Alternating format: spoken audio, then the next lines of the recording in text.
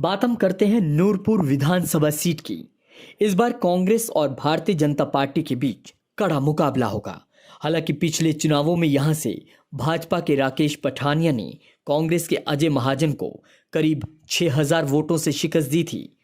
चुनाव जीतने के बाद राकेश पठानिया जयराम सरकार में वन मंत्री बने, लेकिन इस बार भाजपा ने उन्हें नूरपुर की बजाय फतेहपुर सीट से चुनाव मैदान में उतारा है।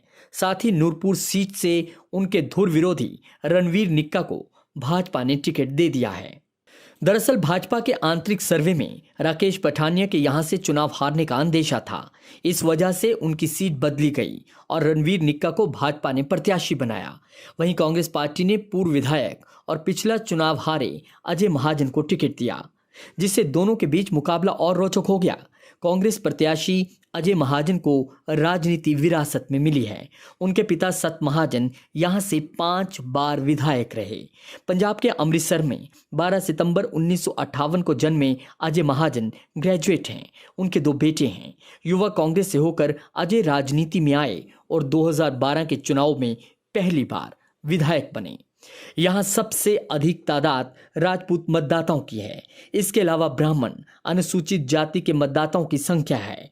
यहां पठानिया और महाजन बिरादरी के मतदाताओं की तादाद अच्छी खासी है और वो चुनाव में भी निर्णायक भूमिका निभाते हैं। इस बार नूरपुर में कुल मतदाताओं की संख्या 91,269 है। यहाँ 50% मतदाता राजपूत हैं। 2008 में विधानसभा निर्वाचन क्षेत्रों के परिसीमन के दौरान नूरपुर इंदौरा की 3 पंचायतें कटकर नूरपुर में आईं, तो नूरपुर की 13 पंचायतें कटकर फतेहपुर में मिली। इंदौरा की वरांडा, कंडवाल व रिट पंचायतें नूरपुर में मिली। जातिगत समीकरण देखे जाएं तो यहाँ करीब 40% मतदाता राजपूत हैं और 20% ओबीसी और 15% ब्राह्मण मतदाता हैं। यहाँ अनुसूचित जाति व जनजाति के मतदाता भी हैं। मजेदार बात यह है कि कांग्रेस पार्टी ने कभी भी राजपूत को अपना प्रत्याशी नहीं बनाया।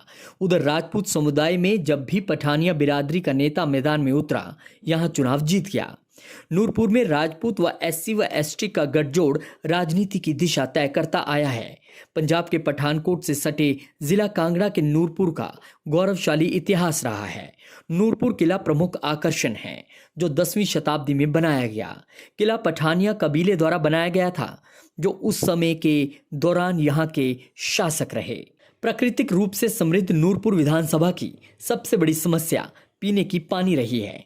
यहाँ पर यह समस्या दिन बर दिन बड़ी होती जा रही थी। स्थानीय लोगों का कहना है कि हर बार के चुनाव में पीने की पानी समस्या बताई जाती है, लेकिन नेताओं के आश्वासन ही मिल पाते हैं।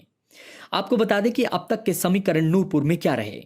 1977 में कांग्रेस की टिकट पर सत महाजन जीते, 82 में सत महाजन फिर जीते, 85 में सत महाजन सीट अपनी कायम रखने में कामयाब रहे। 1990 में समीकरण बदले, केवल सिंह पठानिया जनता दल की टिकट पर जीते। 1993 में सत महाजन ने फिर वापसी की और कांग्रेस की टिकट पर जीते। 1998 में राकेश पठानिया की एंट्री हुई और बीजेपी की टिकट पर जीत गए।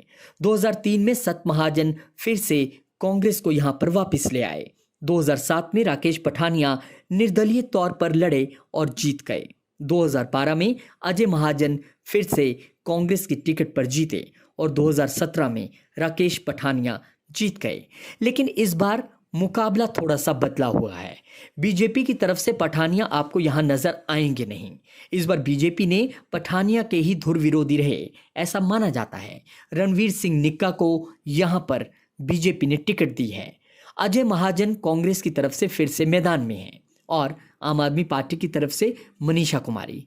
पिछली बार यहां पर राकेश पठानिया 6642 वोट से जीते थे, लेकिन इस बार क्या होने वाला है ये देखना बड़ा दिलचस्प है।